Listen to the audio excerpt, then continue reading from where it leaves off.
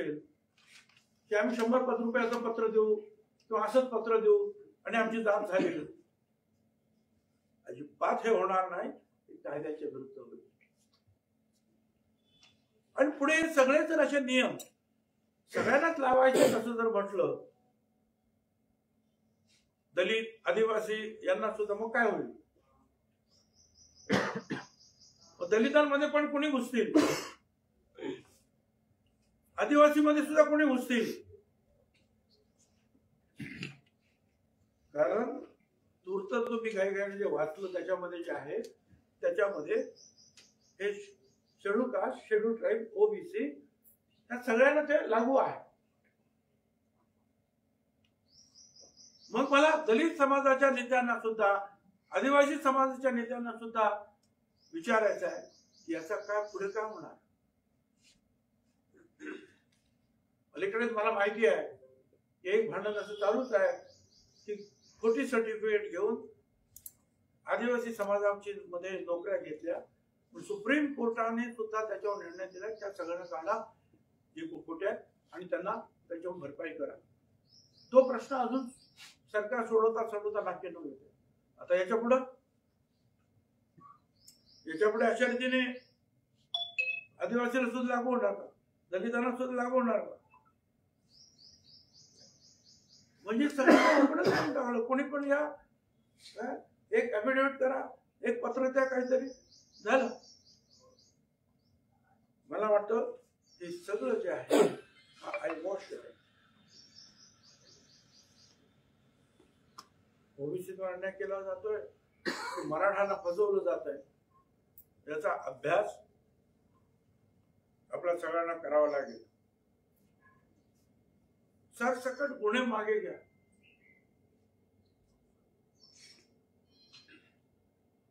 ज्यांची घरं दारं जाळली त्यांच्यावरचे गुन्हे मागे घ्या.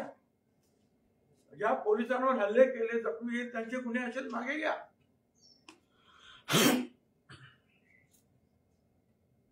हा नियम सगळ्यांनाच उद्या लागू होईल.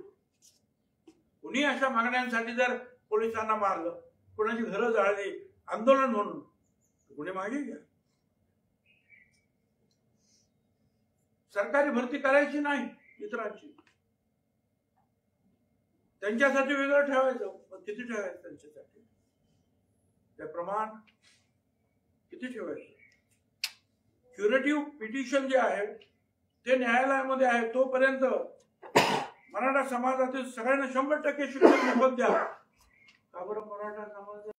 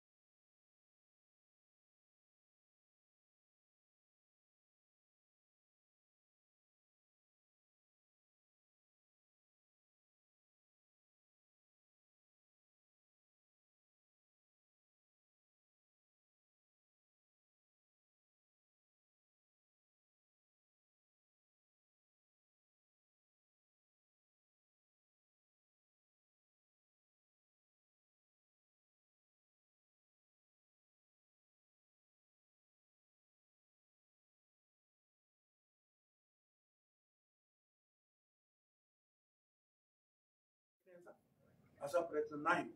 केवळ ओबीसी आणि ओबीसी या विषयावर आणि ह्या सगळे जे काही चाललेलं आहे याच्यावर पुढची काय कारवाई आपण करायची, काय स्टेप्स घ्यायचे, काय वकिलांशी आम्ही अजूनही चर्चा करणार आहोत.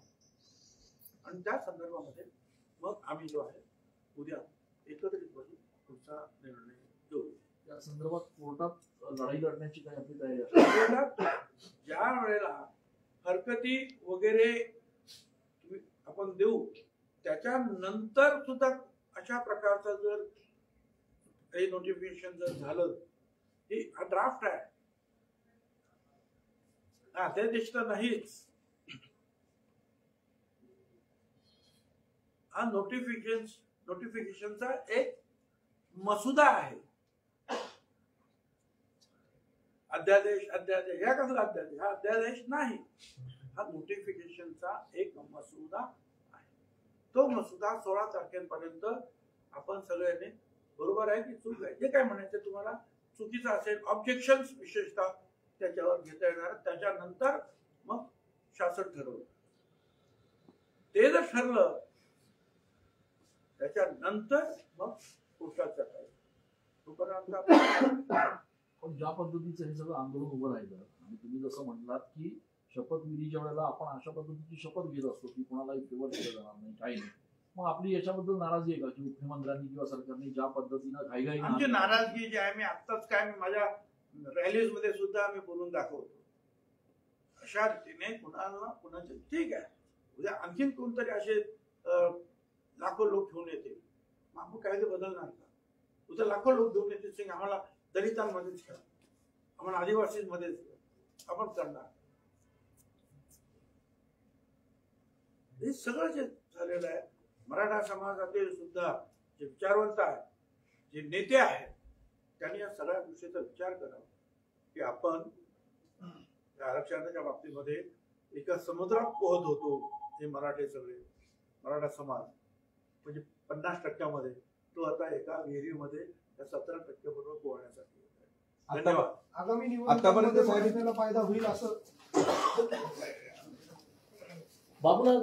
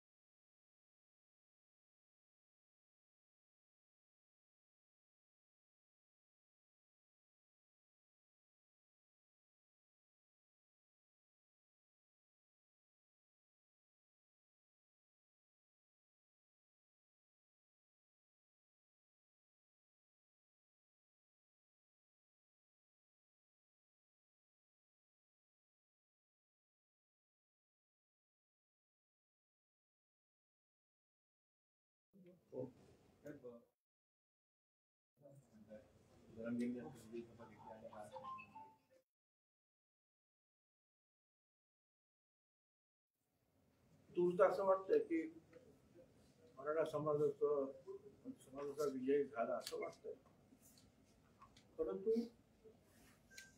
मला काही तसं काही पूर्णपणे काही वाटत नाही. एक तर अशा प्रकारचे झुंडशाहीने अशा प्रकारचे नियम कायदे हे बदलता येतो. आम्ही सुद्धा शपथ घेताना आम्ही काम करू without any fear and favour, न घाबरता आम्ही निर्णय घेऊ, कोणा फेवर करणार असा सुद्धा अशी शपथ आम्ही मंत्रिमंडळाने घेतली. आता ही जी आहे ही एक सूचना नोटीस आहे, याचं रूपांतर नंतर होणार 16 फेब्रुवारी पर्यंत जे आहे त्याच्यावर हरकती मागवण्यात आलेल्या आहेत. महाराष्ट्रातील ओबीसी समाजाच्या आणि इतर समाजाच्या जे वकील असतील, सुशिक्षित असतील, त्यांनी या सगळ्याचा अभ्यास करून या अशा प्रकारच्या हरकती ह्या ताबडतोब पाठवण्यासाठी प्रयत्न करावे. लाखोच्या संख्येने हरकती सरकारकडे पाठवून द्यावा. ओबीसी समाजाच्या सर्व कार्यकर्त्यांनी सुद्धा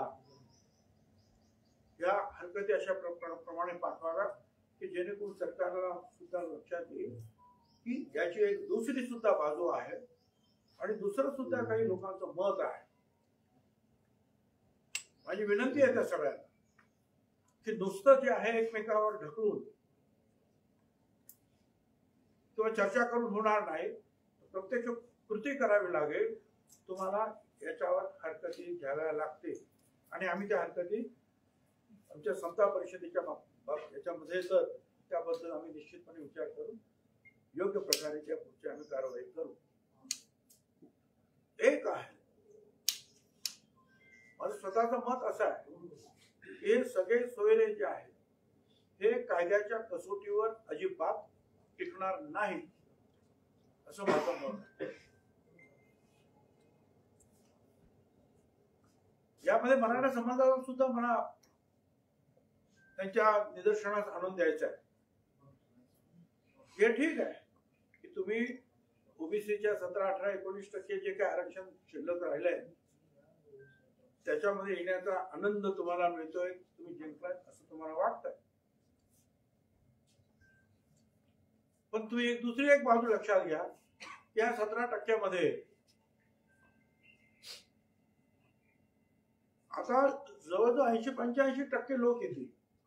म्हणजे शेड्यूल कास्ट शेड्यूल ट्राईब तर वेगळे आहेत, पण हे 54%, तुम्ही 20% जर म्हटलं तरी ते 75% हे सगळे जे आहेत एकाच ठिकाणी येतील. ईडब्ल्यूएस खाली तुम्हाला आतापर्यंत जे केवळ 10% आरक्षण तुम्हाला मिळत होतं की ज्याच्यामध्ये 85% आरक्षण, त्या 10% मध्ये 85% आरक्षण मराठा समाजाला मिळत होतं, ते आता यापुढे मिळणार नाही. ओपन मध्ये जे उरलेले 40% होते त्याच्यामध्ये तुम्हाला परत आरक्षण मिळत होतं, ते सुद्धा तुम्हाला आता मिळणार नाही. म्हणजे एकूण 50% तुम्ही खेळत होता. 10% ईडब्ल्यूएस आणि उरलेले 40%, या 50% तुम्हाला संधी होती. ती संधी गमावून तुम्ही, आणि तिथे दुसरं कोणच नाहीये त्या 50% शेड्यूल कास्ट नाही, शेड्यूल ट्राईब नाही, ओबीसी नाही, जवळजवळ 74% समाज हा तिथे नाहीच. त्या 50% फक्त मोठा मराठा समाज, 2-3% असलेला ब्राह्मण समाज आणि लहान लहान समाज, एखादा जैन वगैरे असे काय असेल तर, हे सगळ्यांवर आता पाणी सोडावं लागेल.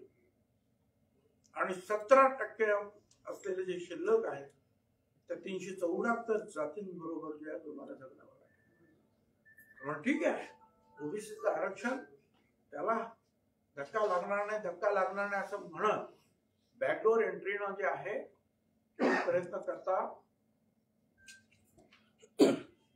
येतात. पण त्याच्यामुळे तुम्ही 50% जे तुमची संधी होती ती तुम्ही गमावून बसता, हे सुद्धा तुम्हाला विसरता येणार नाही. अनेक गोष्टी त्याच्यामध्ये आहेत. जात ही जन्माने येते, ते एखाद्याच्या शपथपत्राने येते का, किंवा एखाद्याच्या अफिडेव्हिटने येते जात बदलता येते? जात मुळात जन्मानं माणसाला मिळत असते. म्हणून असं जर कोणी म्हणत असेल की आम्ही 100 रुपयाचं पत्र देऊ किंवा असंच पत्र देऊ आणि आमची जात झाली, अजिबात हे होणार नाही. कायद्याच्या विरुद्ध होईल. आणि पुढे सगळे जर असे नियम सगळ्यांनाच लावायचे असं जर म्हटलं, दलित आदिवासी यांना सुद्धा मग काय होईल? दलितांमध्ये पण कोणी घुसतील, आदिवासीमध्ये सुद्धा कोणी घुसतील. कारण तूर्त तुम्ही घाईघाईने जे वाचलं त्याच्यामध्ये जे आहे त्याच्यामध्ये हे schedule caste, schedule tribe, OBC या सगळ्यांना ते लागू आहे. मग मला दलित समाजाच्या नेत्यांना सुद्धा, आदिवासी समाजाच्या नेत्यांना सुद्धा विचारायचं आहे की याचा काय पुढे काय होणार.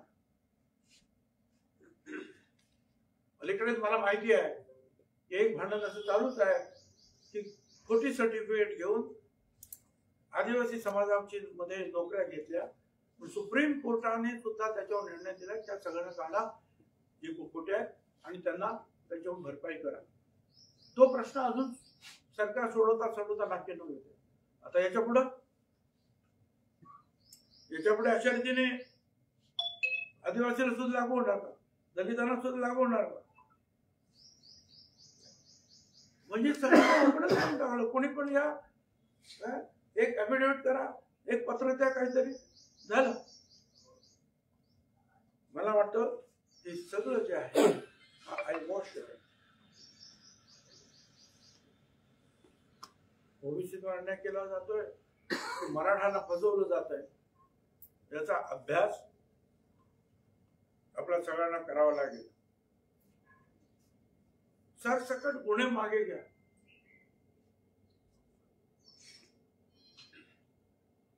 ज्यांची घरं दारं जाळली त्यांच्यावरचे गुन्हे मागे घ्या. ज्या पोलिसांवर हल्ले केले, जखमी त्यांचे गुन्हे असेल मागे घ्या.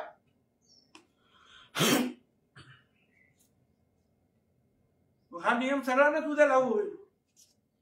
कुणी अशा मागण्यांसाठी जर पोलिसांना मारलं, कोणाची घरं जाळली आंदोलन म्हणून, गुन्हे मागे घ्या. सरकारी भरती करायची नाही इतरांची, त्यांच्यासाठी वेगळं ठेवायचं. पण किती ठेवायचं त्यांच्यासाठी? ते प्रमाण किती ठेवायचं? क्युरेटिव्ह पिटिशन जे आहे ते न्यायालयामध्ये आहे. तोपर्यंत मराठा समाजातील सगळ्यांना 100% शिक्षण मोफत द्या. का बरं मराठा समाज